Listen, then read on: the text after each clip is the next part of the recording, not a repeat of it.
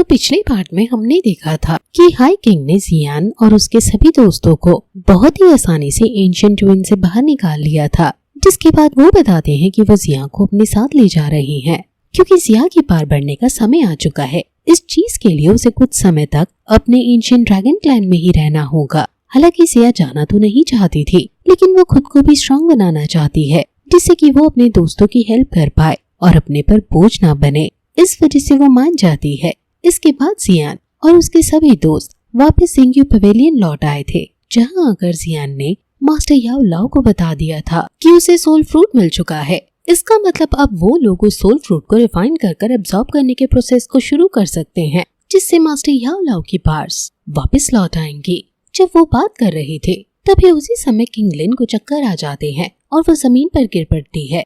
असल में उसकी बॉडी का पॉइजन धीरे धीरे उसके हार्ट तक पहुंच चुका है, जिससे उसकी जान को खतरा है। ये चीज जानने के बाद जियान तुरंत ही उसके उस पॉइजन को अपने फ्लेम्स के थ्रू और साथ ही डैन बीस्ट के ब्लड एसेंस के थ्रू रिमूव करने की कोशिश में लग जाता है। इस चीज में जियान लगभग कामयाब होते दिख रहा था, पर आखिर में ही एक बड़ा सा कई सर वाला स्नेक जियान के सामने आता है, जो कि जियान के इस प्रोसेस को रोक देता है। अब इस बात की स्टार्टिंग में भी जियान उस स्नेक की ऑरा को महसूस करते हुए बहुत ही ज्यादा हैरान था। अब इतने में ही वो स्नेक जियान पर हमला कर देता है, जिससे बचने के लिए जियान तुरंत ही पूरी स्पीड के साथ पीछे हट गया था। अभी वो स्नेक अपने अलग अलग सर की मदद से हमला कर रहा था, जिस वजह से जियान को भी अपनी तलवार बाहर निकालनी पड़ती है। जियान वैसे तो उसके हमले को रोक लेता है, लेकिन अभी अगर जियान अपनी फुल पावर से अटैक करेगा तो इससे किंग लिन को भी चोट लग सकती है। अभी उस स्नेक से लड़ते वक्त जियान ने ये चीज नोटिस नहीं की कि वो स्नेक किंग लिन को कवर करते हुए हमला कर रहा है। इसका मतलब शायद वो उसे प्रोटेक्ट करने की कोशिश कर रहा है और अभी शायद वो जियान को किंग लिन का दुश्मन समझ रहा है। इस वजह से वो अलग अलग सर के थ्रू अलग अलग एलिमेंट्स को यूज करते हुए अटैक करना शुरू कर देता है। जियान नोटिस करता है कि उसके जो सर हैं वो हर तरह के एलिमेंट का इस्तेमाल कर सकते हैं, जैसे आइस एलिमेंट, फायर एलिमेंट और साथ ही बाकी सारे एलिमेंट्स भी जियान समझ चुका था कि ये कोई मामूली स्नेक बिल्कुल भी नहीं है। लेकिन वो अभी जियान का समय बहुत बर्बाद कर रहा है। जियान को किंग लिन की बॉडी से पूरे पॉइजन को खत्म करना है, इसलिए वो टाइम वेस्ट नहीं कर सकता। इस वजह से जियान ने भी अपने फ्लेम ड्रैगन को बाहर निकाल लिया और उसके थ्रू सीधा उस स्नेक पर हमला किया। अभी उसी समय पर वो स्नेक भी अटैक करता है, लेकिन जियान के अटैक ने उस सभी एलिमेंट्स को डिस्ट्रॉय कर दिया था। उस झटके के कारण वहाँ किंग लिन को भी होश आ जाता है। वो जैसे ही आंखें खोलकर देखती है तो वो पाती है कि जियान और वो जायंट स्नेक आमने सामने है। उसने एक सेकंड में ही सिचुएशन समझ ली थी। इतने में ही जियान और वो स्नेक फिर से एक दूसरे पर हमला करने के लिए आगे बढ़ने लगते हैं, लेकिन सही समय पर किंग लिन वहाँ उस जायंट स्नेक के सामने आकर अपनी आंखों से उसे शांत करती है और बाद में उसे अपने अंदर खींच लेती है। ऐसा करने के बाद वो जियान से पूछ रही थी कि वो ठीक तो है, लेकिन पूछते वक्त अचानक उसे चक्कर आ जाते हैं और वो नीचे गिरने लगती है। सही समय पर यहाँ जियान ने उसे कैच कर लिया था। जियान उससे पूछता है कि वो ठीक तो है, जिस पर किंग लिन हाँ करती है। पर जियान जब उसके हाथ को चेक करता है तो वो हैरान हो जाता है। असल में किंग लिन की बॉडी से वो पॉइजन पूरी तरह से खत्म हो चुका था। जियान अभी किंग लिन को बताता है कि जब वो उसकी बॉडी से उस पॉइजन को निकाल रहा था तब उस स्नेक के आने के पहले आखिरी स्टेप बचा हुआ था। जियान लगभग उस पॉइजन को खत्म करने ही वाला था, लेकिन तभी उस जायंट स्नेक ने उस पर हमला कर दिया। फिर भी वो पॉइजन गायब हो चुका है, जिस पर किंग लिन जवाब देती है कि शायद उस 9 हेड जायंट स्नेक ने उस पॉइजन को खत्म करने में किंग लिन की मदद की। ये सुनकर जियान पूछता है कि आखिर वो स्नेक था क्या, जिस पर किंग लिन जवाब देती है कि वो स्नेक एंशिएंट हेवनली सर्पेंट था। मतलब असल में वो उस सर्पेंट की सोल है जो कि किंग लिन की बॉडी से अटैच हो चुकी है। जियान ये सुनकर हैरान होता है। वो कहता है कि एंशिएंट हेवनली सर्पेंट तो सर्पेंट टाइप मैजिकल बीस्ट का एंसेस्टर है, जिसके पास हेवन एंड अर्थ को डिस्ट्रॉय करने की पावर है। मतलब सच में वो सर्पेंट बहुत ज्यादा ताकतवर है, लेकिन वो एंशिएंट टाइम पर ही एक्सटिंक्ट हो चुके थे। अभी इतना कहते हुए जियान को एक और चीज याद आती है। वो बोलता है कि मैंने जितना इसके बारे में पढ़ा था उससे मुझे यही पता चला कि 9 हेड वाला कोई भी एंशिएंट हेवनली सर्पेंट पहले मौजूद नहीं था। फिर आखिर इस तरह का सर्पेंट और उसकी सोल तुम्हें कहाँ से मिली? जिस पर किंग लिन जवाब देती है कि बहुत समय पहले वो माउंटेन रेंज की तरफ गई थी, जहाँ उसे कुछ सर्पेंट स्केलेटन दिखे। वो समझ गई थी कि ये स्केलेटन जरूर एंशिएंट हेवनली सर्पेंट के ही है। तब उसने अपनी आइस की पावर का इस्तेमाल किया, जिससे उन स्केलेटन की सोल बाहर आ गई थी। तब किंगलिन को ये बिल्कुल भी अंदाजा नहीं था कि ऐसा होगा, लेकिन ये सब बहुत ही जल्दबाजी में हुआ। उस समय पर किंगलिन को ये भी नहीं पता था कि जिन सर्पेंट्स को उसने अभी सोल फॉर्म में फिर से समन किया है वो असल में एंशिएंट टाइप के वो सर्पेंट है जो कि रॉयल ब्लड लाइन से बिलोंग करते थे। वो बताती है कि उसकी जो सोल है, मतलब उसकी बॉडी में अभी जिस सर्पेंट की सोल है ये एक मॉडिफाइड सोल है। मतलब यूँ कह लो कि कई सारे सर्पेंट एक साथ इवॉल्व हुए जिसके कारण से एक नई फॉर्म क्रिएट हुई जो कि पहले एंशिएंट टाइम पर कभी एग्जिस्ट करता ही नहीं था। अभी यही सब बताते हुए वो स्काई डेवरिंग पाइथन का भी नाम लेती है क्योंकि उन स्पीशीज में भी इवॉल्व होने की प्रोसेस कुछ इस तरह की होती है। अभी स्काई डेवरिंग पाइथन का नाम सुनते ही जियान को मेड्यूसा की याद आती है क्योंकि वो भी इवॉल्व होने के बाद 7 कलर्ड स्काई डेवरिंग पाइथन में ट्रांसफॉर्म हो गई थी। अभी किंगलिन से सारी जानकारी लेने के बाद जियान समझ चुका था कि उस सर्पेंट की सोल ने जियान को किंगलिन का दुश्मन समझ लिया और इस वजह से जियान पर हमला किया क्योंकि उसे लगा कि शायद जियान किंगलिन को चोट पहुंचाना चाहता है। अभी ये सुनते ही किंगलिन जियान से माफी मांगती है और कहती है कि अगली बार से मैं ऐसा कभी नहीं होने दूंगी। जिस पर जियान कहता है कि कोई बात नहीं, ये कोई प्रॉब्लम की बात नहीं है। वैसे भी अब मुझे ये सुनकर खुशी हुई कि उस सर्पेंट से तुम्हें कोई खतरा नहीं है। तुम्हें अब थोड़ा सा आराम कर लेना चाहिए क्योंकि वो पॉइजन तुम्हारी बॉडी से जा चुका है, लेकिन अभी तक तुम्हारी एनर्जी पूरी तरह से रिकवर नहीं हुई है। तुम आराम करोगी तो जल्दी तुम्हारी बात तुम्हें वापस मिल जाएगी। जिस पर किंगलिन भी हाँ करती है और वो वहाँ से लौट आते हैं। अभी जियान सीधा मास्टर फेंग के पास जाता है जो कि अभी मास्टर याओलाओ पर नजर रख रहे हैं जिससे कि वो सोल फ्रूट की एनर्जी को एब्सॉर्ब करते वक्त उन्हें बीच में कोई डिस्टर्ब ना करे। यहाँ आकर जियान मास्टर फेंग को शुक्रिया कहता है क्योंकि वो इतने टाइम से मास्टर याओलाओ का ख्याल रख रहे हैं और उन पर नजर रख रहे हैं। जिस पर मास्टर फेंग कहते हैं कि तुम्हें मुझे शुक्रिया कहने की जरूरत नहीं, याओलाओ तुम्हारा मास्टर बाद में और मेरा दोस्त पहले है। जियान नोटिस करता है कि मास्टर याओलाओ की सोल एनर्जी अब और ज्यादा स्ट्रॉन्ग होती जा रही है, मतलब सच में वो सोल फ्रूट काम कर रहा है। मास्टर फेंग कहते हैं कि अभी भी याओलाओ को बहुत समय लगेगा, इसलिए अगर तुम्हें कोई जरूरी काम हो तो तुम जाकर कर सकते हो। जो सुनकर जियान उन्हें फिर से शुक्रिया कहता है और बोलता है कि हाँ, मैं एंशिएंट ट्विन से जो हेवनली टायर कॉम्बैट स्किल लेकर आया था उसे तो अभी तक मैं रिफाइन करना भूल ही गया। असल में जियान को अभी वो टेक्निक कल्टीवेट करनी होगी, तभी वो उसे सीख पाएगा। अभी मास्टर फेंग जब उस टेक्निक के बारे में सुनते हैं तो वो हंसने लगते हैं और कहते हैं कि तुम सच में कमाल हो, तुम वहाँ से सोल फ्रूट के साथ साथ इस टेक्निक को भी ले आए हो जिसके लिए कई सारे पावरफुल लोग वहाँ गए थे। अभी जियान ये सुनकर कहता है कि ये बस मेरा लक था जो मुझे वो टेक्निक मिल गई। अब अगले सीन में एक शांत कमरे में बैठकर जियान ने वो बोन्स के टुकड़े निकाल लिए थे जिनमें वो टेक्निक छुपी हुई है। अभी अपनी फ्लेम के थ्रू महसूस करने के बाद जियान समझ जाता है कि ये चीज इतनी जल्दी पॉसिबल नहीं है, मतलब वो उन बोन्स के थ्रू उस टेक्निक को डायरेक्टली नहीं सीख पाएगा। सबसे पहले उसने इन बोन्स को मेल्ट करते हुए उनकी सील हटानी होगी, तभी वो उस टेक्निक को एक्सेस कर पाएगा। इस चीज में समय तो बहुत लगता है, लेकिन फिर भी अपनी फ्लेम्स को बार बार उन बोन्स पर डालते हुए जियान ने उन्हें मेल्ट कर दिया था, जिसके बाद एक गोल्डन एसेंस वहाँ निकल कर आता है। अभी एक पल के लिए जियान भी थोड़ा सा संकोच कर रहा था इस एसेंस को टच करने में, लेकिन जियान की उंगली जैसे ही हल्की सी उसे टच हुई, अचानक ही वो एसेंस जियान के हाथ में फैलने लगा। इससे जियान का पूरा हाथ ग्लो करने लगा था और अकड़ चुका था। अभी इससे जियान को बहुत ही ज्यादा दर्द भी महसूस होता है। ऐसा लग रहा था कि वो एसेंस जियान की नसों में फैलता जा रहा है और साथ ही पूरी बॉडी में भी फैल चुका है। इससे जियान दर्द के कारण जोर से चिल्लाता है, लेकिन अगले ही पल जैसे ही वो अपनी आंखें खोलता है तो वो एक अजीब सी जगह पहुंच चुका था। ये जगह बहुत बड़ी थी और खाली थी। हालांकि जियान को समझने में ज्यादा समय नहीं लगा कि ये एक मेमोरी स्पेस है जो कि जरूर इस दोशेंग लेवल के वॉरियर्स ने क्रिएट किया होगा जिसने वो टेक्निक अपनी बोन्स में सील की थी। जियान अभी ये सब सोचते हुए आसपास देख रहा था। अभी उसे आसमान में एक चमकती हुई रोशनी दिखाई देती है।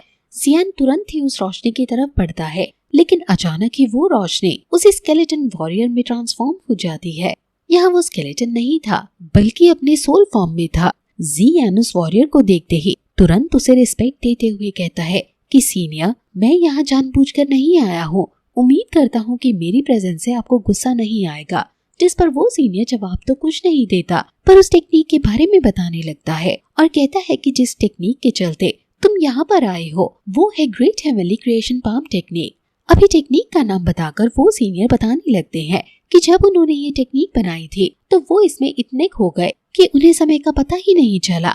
इस टेक्निक को बनाने में उन्होंने अपनी फैमिली की करीबन 100 दूसरी टेक्निक को पूरी तरह से मास्टर कर उन्हें सीखा और बाद में उन सभी को मिलाकर इस टेक्निक को क्रिएट किया। ये टेक्निक क्रिएशन के कॉन्सेप्ट पर वर्क करती है। हालांकि इतनी पावरफुल टेक्निक को क्रिएट करने के बाद जब उन्होंने नोटिस किया कि उनका कोई डिसाइपल नहीं है तो उन्हें इस चीज से बहुत ज्यादा दुख हुआ, क्योंकि वो अपनी उस टेक्निक को किसी को पास ऑन नहीं कर सकते थे। मतलब ऐसा कोई पर्सन नहीं था जो उनसे उस टेक्निक को सीखकर इस पूरी दुनिया को उनकी बनाई ये चीज दिखा सके। वो यहाँ जियान से कह रहे थे कि तुम ही वो पर्सन हो जिसे फेट ने चुना है, इसलिए ये टेक्निक तो तुम्हें ही मिलेगी। आगे तुम इसका क्या करते हो ये मुझे नहीं पता, बस मैं तुमसे ये उम्मीद करता हूँ कि तुम जनरेशंस को इस टेक्निक के बारे में बताओगे और मेरा नाम हमेशा याद रखोगे। अभी अपनी ये बात पूरी करते ही एनर्जी के फॉर्म में उन्होंने वो टेक्निक जियान की बॉडी में ट्रांसफर कर दी थी। जियान को भी इस चीज से दर्द होता है, लेकिन वो अपनी जगह पर खड़ा रहता है। मास्टर कह रहे थे कि तुम्हें इस टेक्निक को सीखने में समय नहीं लगेगा, क्योंकि वो डायरेक्टली उस टेक्निक को पास कर रहे हैं। लेकिन उस टेक्निक के असली कॉन्सेप्ट को जियान तभी समझेगा जब वो उस टेक्निक को इस्तेमाल करेगा। मास्टर जियान से कहते हैं कि अब मैं जो तुम्हें दिखा रहा हूँ उसे बिल्कुल ध्यान से देखना। अभी वो अपनी क्रिएशन पाम टेक्निक के 3 फॉर्म्स को परफॉर्म कर जियान को दिखा रहे थे। वो बताते हैं कि ये जो पहला पाम है ये इतना स्ट्रॉन्ग है कि ये पहाड़ों और बादलों को भी धूल में मिला सकता है। सेकंड पाम को इस्तेमाल करने के बाद जियान नदी और समुद्र को भी अपनी जगह से हिलाने की पावर अचीव कर लेगा और फिर आखिर में थर्ड पाम को भी मिला देने के बाद जियान के पास पावर आ जाएगी कि वो सूरज और चांद को भी उलट पलट कर सकता है। अभी यहाँ पर अपनी बात को पूरी करने के बाद वो उस टेक्निक को परफॉर्म करते हैं, जिसके बाद वहाँ जो धमाका होता है उसने स्पेस को पूरी तरह से चीर कर रख दिया था। हालांकि इस अटैक को अगर हम रियल वर्ल्ड में देखेंगे तो शायद ज्यादा मजा आएगा, लेकिन वो तो जियान पर डिपेंड करता है कि वो इसका इस्तेमाल अब कब करेगा। अभी के लिए इस टेक्निक को पूरी तरह से परफॉर्म करने के बाद वो मास्टर जियान से कहते हैं कि मैंने इस टेक्निक के बारे में तुम्हें सब कुछ बता दिया। अब मैं बस तुमसे इतनी ही उम्मीद कर रहा हूँ कि तुम मेरा नाम हमेशा याद रखोगे। यहाँ पर वो अपना नाम सेंट ऑफ क्रिएशन बताते हैं, जबकि उसका असली नाम है ज़ियाओ हुआ। कमाल की बात ये है कि चाइनीज में ज़ियाओ हुआ का मतलब ही क्रिएशन होता है। यहाँ जियान उनकी बात का जवाब देते हुए कहता है कि मास्टर, मैं आपको हमेशा याद रखूंगा और साथ ही आपकी इस टेक्निक को भी फेमस भी करूंगा।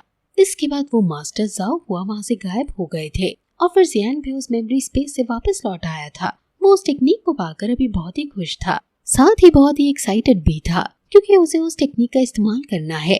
टेक्निक के बारे में सोचते ही उसे हाई जिंग की याद आती है और वो मन में फैसला करता है कि वो इस टेक्निक के साथ हाई जिंग को खत्म करेगा। अब बस वो यही चाहता है कि हाई जिंग से उसकी मुलाकात थोड़ी जल्दी हो। इतने में ही उसे एक एनर्जी की वेव महसूस होती है, जो कि असल में मास्टर याओ लाओ की एनर्जी है। मतलब उन्होंने सोल फ्रूट की पूरी एनर्जी को एब्सॉर्ब कर लिया है। जियान तुरंत ही वहाँ से पैलेस की तरफ भागता है, जहाँ मास्टर फेंग और बाकी सभी ऑलरेडी खड़े हुए थे। जियान तुरंत ही वहाँ पहुंचकर मास्टर याओ लाओ से पूछता है कि अब आप कैसा महसूस कर रहे हो। मास्टर याओ लाओ ने भी एनर्जी पूरी तरह से एब्सॉर्ब कर ली थी, इसलिए वो वापस नीचे आते हैं और कहते हैं कि अब उन्हें अच्छा महसूस हो रहा है, उनकी एनर्जी वापस आ चुकी है। जियान ये सुनते ही तुरंत कहने लगता है कि फिर हमें अपनी बॉडी रिफाइन करनी चाहिए, जो सुनकर याओ लाओ कहते हैं कि नहीं, अभी इतनी क्या जल्दी है, अभी अभी तो मुझे अपनी एनर्जी वापस मिली है और वैसे भी रिफाइन करने के लिए हमें पहले बहुत सारे इंग्रेडिएंट्स की जरूरत पड़ेगी। यहाँ उन्होंने जैसे ही इंग्रेडिएंट्स मतलब मटेरियल्स की बात निकाली और जियान ने तुरंत ही वो मटेरियल उनके सामने ला दिए। अचानक से उन सभी मटेरियल्स को देखकर मास्टर याओ लाओ का चेहरा देखने वाला था। वो हैरानी से अभी जब जियान की दी हुई एक बोतल ओपन करते हैं तो वो देखते हैं कि उसमें हेवनली डेमन फिनिक्स का ब्लड एसेंस है, जो कि पाना इतना आसान नहीं है। अगली बार जब उन्होंने उस डब्बे को ओपन किया तो वो और ज्यादा हैरान हो गए, क्योंकि उस डब्बे में एक ग्रेट कैलेक्सर था। अभी वो जियान से कह रहे थे कि तुम मेरे लिए सच में इतने सारे सरप्राइज लेकर आए हो। इतने में ही मास्टर फेंग आगे आते हैं और एक सोल रिंग निकालते हैं और कहते हैं कि इसमें एक बॉडी है जो कि 4 स्टार डॉशेंग लेवल की है, तुम इसे रिफाइन कर सकते हो। ये सुनकर सभी बहुत खुश थे। हालांकि जियान पूछता है तो मास्टर फेंग बताते हैं कि ये एक डेमन की बॉडी है, जिससे बहुत समय पहले उनकी मुलाकात हुई थी। उनमें फाइट हुई और उन्होंने उस डेमन को मार दिया और सोचा कि बॉडी शायद बाद में किसी काम आएगी, इसलिए उन्होंने इसे अपनी सोल रिंग में रख लिया। अभी जियान उनसे वो सोल रिंग ले लेता है और शुक्रिया कहता है।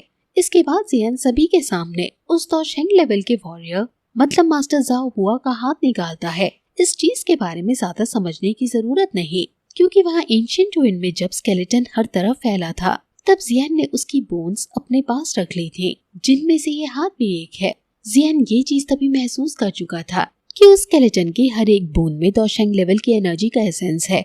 इसी वजह से उस आर्म को निकालने के बाद वो कहता है कि एक 4 स्टार तोशेंग लेवल की बॉडी और एक तोशेंग लेवल के मास्टर का हाथ इजिली मास्टर की पावर को वापस ले आएगा। अभी तोशेंग लेवल के बारे में सुनकर मास्टर फेंग तो बहुत ही ज्यादा हैरान थे। वो तुरंत ही मास्टर याओ लाओ से कहते हैं कि इससे तुम्हारी पास रिकवर होने के साथ साथ पहले से ज्यादा इंक्रीज भी हो जाएंगी।